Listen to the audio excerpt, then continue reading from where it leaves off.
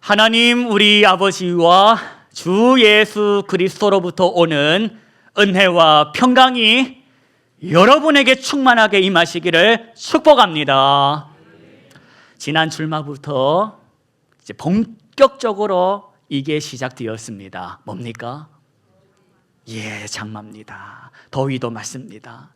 장마가 시작이 되었는데 비가 많이 올 걸 뻔히 알면서도 창문을 열어놓는 일은 없어야 하겠습니다. 또한 비가 오는 날에 저기 창문 하나가 열려 있는 것이 눈에 들어오거들랑 못 본 척하고 지나가지 맙시다. 비 들어오지 말라고 가서 그 열린 창문 닫아주면서 한번 살아보십시다.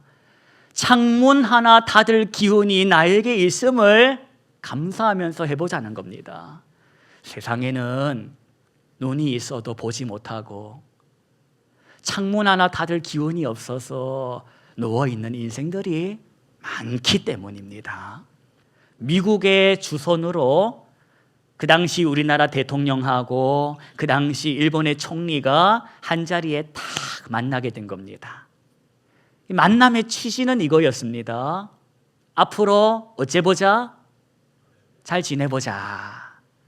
과거에 우리가 연연하지 말고 미래를 바라보면서 양국 간에 서로 도울 수 있는 게 있다면 그래 도와주면서 살아보자 하는 취지로 모인 겁니다.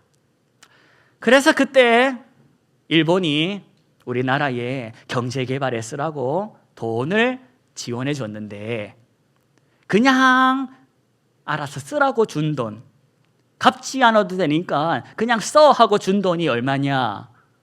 3억 달러.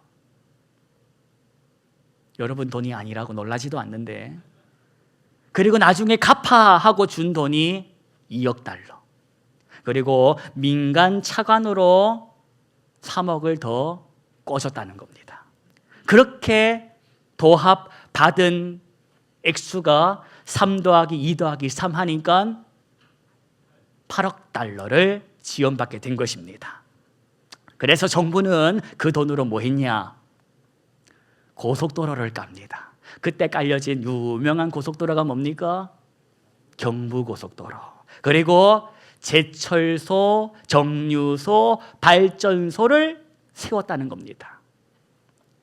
그런데 여러분, 아직도 세우지 못한 것이 있다고 합니다.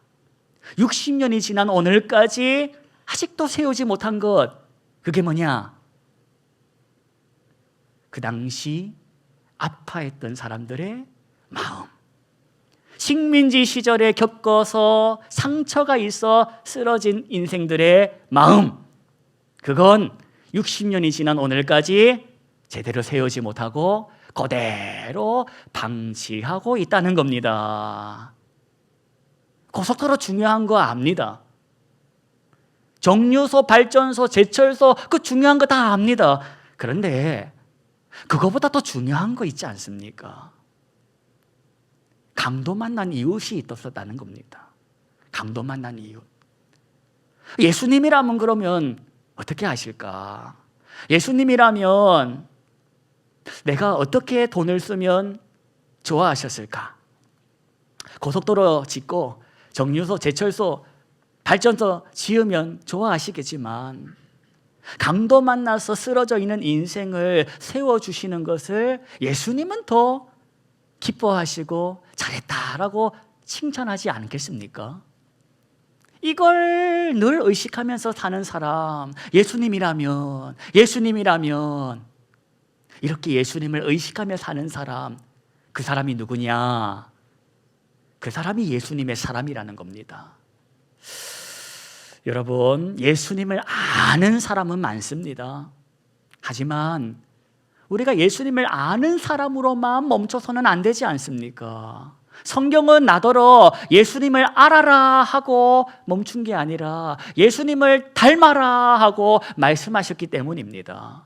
저는 저와 여러분이 예수님을 알고 있는 사람이 아니라 예수님을 닮아가는 사람이 되기를 원합니다.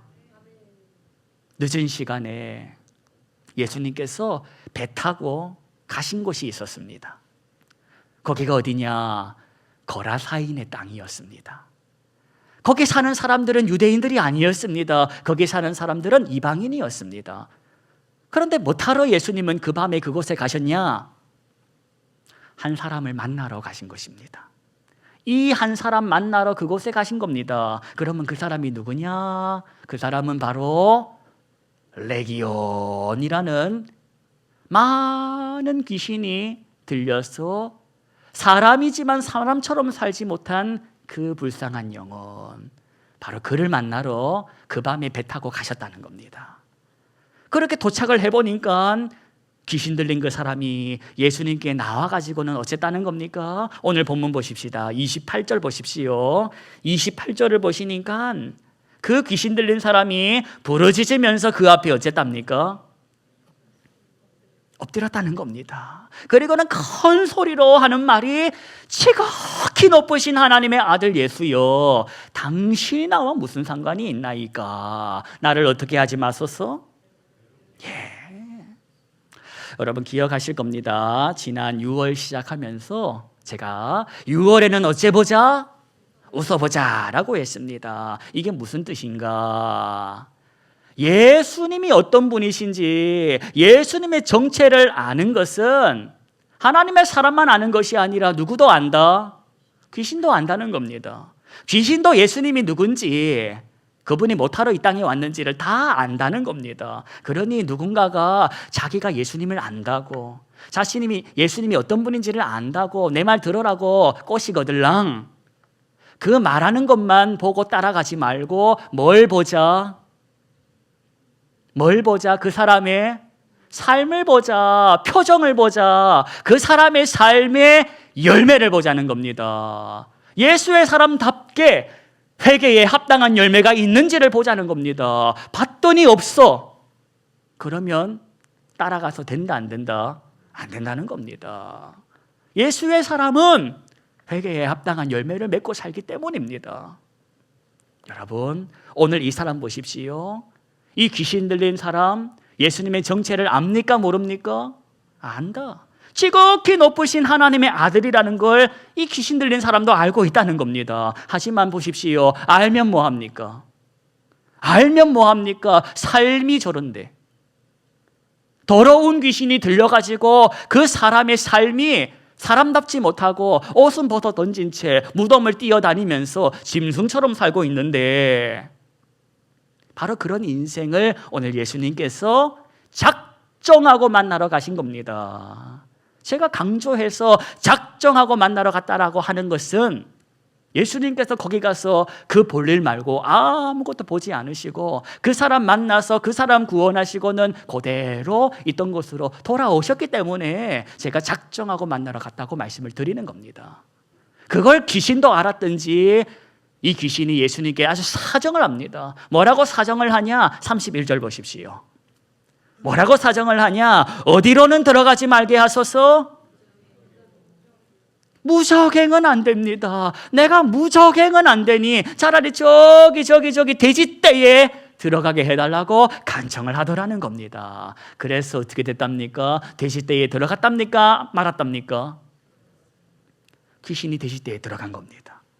근데 성경을 봤더니 그 돼지떼에 귀신들이 들어간 후 그 돼지떼가 어떻게 됐냐? 갑자기 비탈길로 내리달아가지고 어디로 들어가 죽었다? 호수에 들어가서 몰사했다는 겁니다. 호수. 그러면 이 호수가 신학적으로 뭘 상징하냐? 이걸 함께 나눠봅시다. 여러분, 여기서 호수에 들어가 몰사했다라고 하는데 이 호수는 신학적으로 바로 귀신들이 가기 싫어했던 거기를 의미합니다. 거기가 어디입니까? 어디입니까? 무적행. 호수는 무적행을 상징한다. 그러면 여러분, 무적행이 이 낯선 단어인데 무적행은 어떤 곳입니까? 지옥입니까? 무적행은 뭐냐? 무적행은 영들을 가두는 감옥을 의미합니다. 영들을 가두는 감옥이 뭐다? 무적행이다. 난 감옥 가기 싫어요. 차라리 돼지떼에 들어가게 해주십시오 라고 귀신들이 말을 했고, 예수님이 허락하셔서 결국은 이 귀신들이 자기 뜻대로 된 것처럼 보였는데 결국 이 귀신들의 종점은 어디였다? 무적행이었다는 겁니다. 전부 무적행으로 들어갔더라 하고 여기서 성경이 끝나면 좋겠다. 그런데 여러분 우리 갖고 있는 성경에 거기서 끝납니까? 이야기가 더 이어집니까? 더 이어지더라는 겁니다. 아니 여기서 끝나버리면 얼마나 좋습니까? 모든 귀신들이 무적행으로 들어갔더라, 귀신 들린 사람들은 구원받았더라 하고 끝나버리면 좋겠는데 그렇게 끝나는 건 우리 소원. 그런데 그렇게 끝나지 않았다는 겁니다. 성경은 그 다음 이야기를 계속 기록하고 있습니다.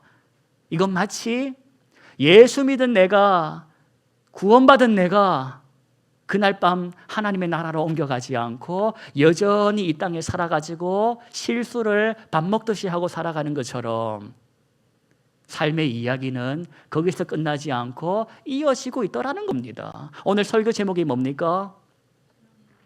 신앙과 현실입니다. 여러분, 우리가 마주한 현실을 보자는 겁니다. 신앙은 동화 속의 어떤 구름을 밟고 살아가는 그런 낭만적인 것이 아닙니다. 우리가 살아가는 삶의 현장은 바로 이 귀신 들린 사람이 고침을 받고 일어나는 일과 같은 그런 것이라는 겁니다. 뭔 소리냐? 여러분, 예수 잘 믿으면 삶에 문제가 없습니까? 교회 열심히 다녀도, 새벽기도 안 빠지고 다녀도 일어날 일은 일어납니다. 도대체 이게 뭘까?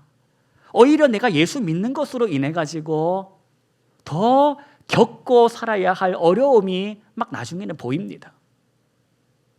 예수 안 믿고 살았으면 속 편하게라도 살았을 텐데 이건 예수를 믿다 보니까 하고 싶은 말도 제대로 못 하겠고 도대체 간이 힘들어가지고 못 살겠다.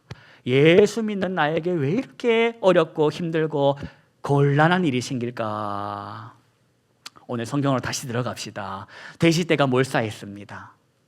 마가복음서를 참고해서 보면 그날 밤 죽은 돼지의 숫자가 몇 마리라고 하는데 혹시 아십니까? 2,000마리. 그날 돼지떼가 호수에 들어가서 몰사한 그 숫자가 2,000마리였다는 겁니다. 그러면 그 죽은 2,000마리의 돼지는 여러분 생각에 주인이 없는 야생 돼지 같습니까? 주인이 있는 돼지 같습니까? 여러분이 주인이라면 찬송이 나오겠습니까? 여러분이 돼지 주인이라면 기쁘겠습니까? 오늘 이 돼지를 치던 사람들을 보십시오. 34절을 눈으로 보시는데 34절 제가 읽어드리겠습니다. 치던 자들이 누구를 말하는 겁니까? 뭘 치는 자들? 돼지 치던 자들. 그들 눈앞에서 일어난 일입니다. 자기들이 돌보아야 할 돼지가 호수에 내리달아 죽는 것을 봤습니다. 여러분 같으면 보고 가만히 있겠습니까? 와 하고 가만히 있겠습니까? 아니면 그 길로 뛰어가겠습니까? 자기를 고용한 사람에게. 오늘 이 돼지 치는 사람들은 고용인으로부터 고용을 받아서 주인에게부터 고용을 받아서 돼지를 치는 사람이었습니다. 그래서 이들은 바로 그 즉시로 마을로 뛰어가가지고 자기들 눈앞에서 일어난 일을 보고합니다. 여러분 뭐라고 보고했을까? 성경에는 없습니다. 그런데 이들이 뭐라고 보고했는지는 알려줍니다. 누가 알려주냐? 내 본성이 알려줍니다. 성경에는 나오진 않는데 이들이 뭐라고 보고를 했는지는 내 본성이 알려준다는 겁니다.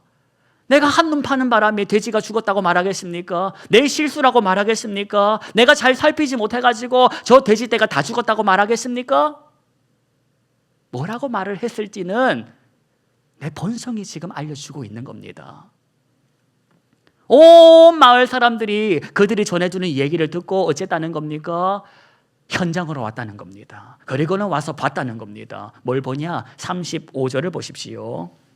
35절 제가 읽어드리겠습니다.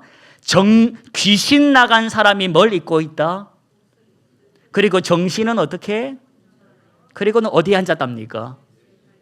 이걸 사람들이 봤다는 겁니다. 그런데 그걸 본 사람들의 마음이 어땠을까? 기뻤을까? 아니면 성경을 보니까 두려웠다는 겁니다. 그리고는 예수님께 하는 말, 계속 있어 달랍니까? 떠나 달랍니까? 이게 현실이라는 걸 기억하십시다. 이게 현실이다. 이게 그리스도인이 살아가는 삶의 현장이라는 겁니다. 이 현장을 보라는 겁니다. 이 현장을 제대로 보고 그 현장 속에서 나더러 살아라는 겁니다. 예수님께서 이 귀신 들렸다가 고침받은 남자에게 뭐라고 합니까? 39절을 보십시오. 주님께서 하시는 말씀이 이겁니다. 너 집에 가서 39절을 살아. 하나님이 너에게 어떻게 큰 일을 행하셨는지를 어째라? 말해라는 겁니다. 여기서 말하다라는 말은 입으로만 말하다라는 것이 아니라 의미는 삶으로 간증해라는 겁니다. 그랬더니 성경이 또 뭐라고 기록합니까? 39절 끝부분 보니까 그가 그랬답니까? 안 했답니까? 그렇게 살았답니다. 자, 이제 누구 차례입니까? 내 차례라는 겁니다. 내 차례. 여기 앉아있는 저와 여러분 차례라는 겁니다. 저와 여러분에게 나타난 하나님의 은혜로 내가 예수를 구주로 고백하게 되었고 내가 하나님의 자녀가 되었는데, 그러면 그게 끝이 아니라 그때부터 이제 시작되는 일이 있다는 겁니다. 하나님의 자녀된 나의 삶의 자리가 어디냐?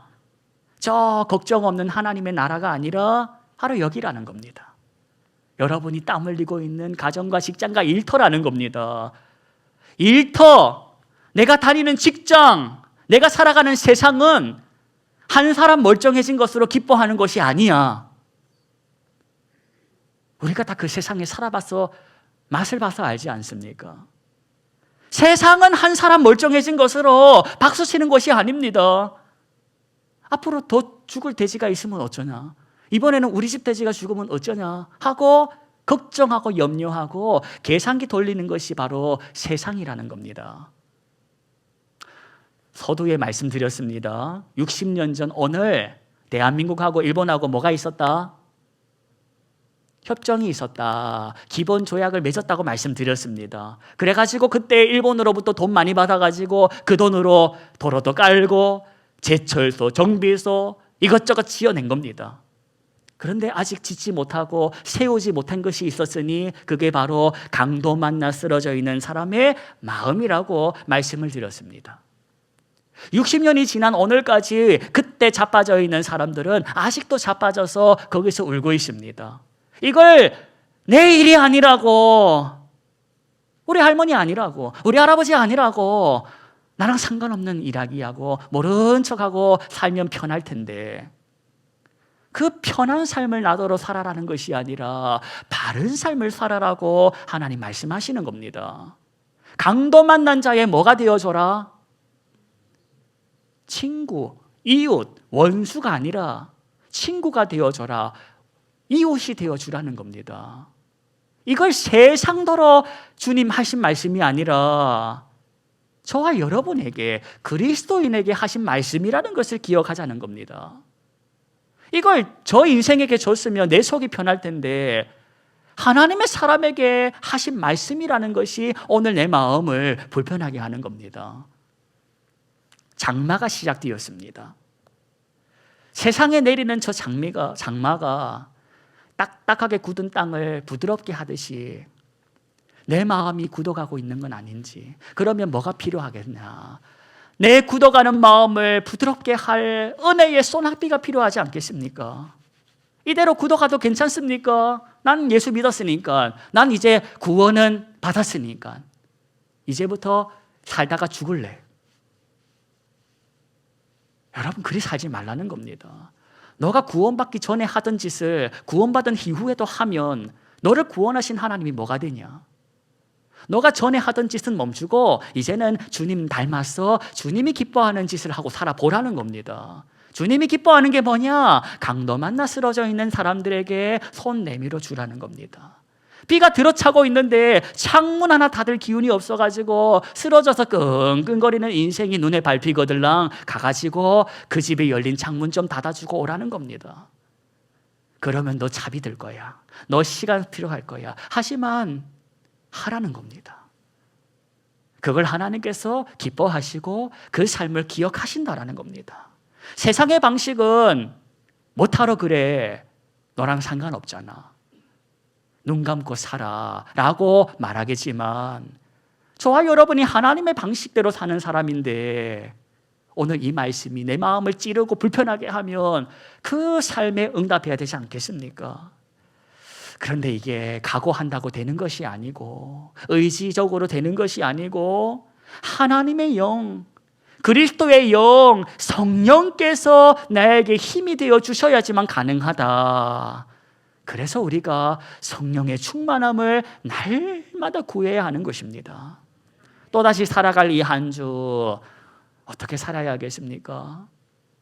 세상은 돼지값을 계산합니다. 그날 죽은 돼지가 2,000마리, 한 마리에 얼마, 이걸 누구에게 덮어 씌워서 뜯어낼까?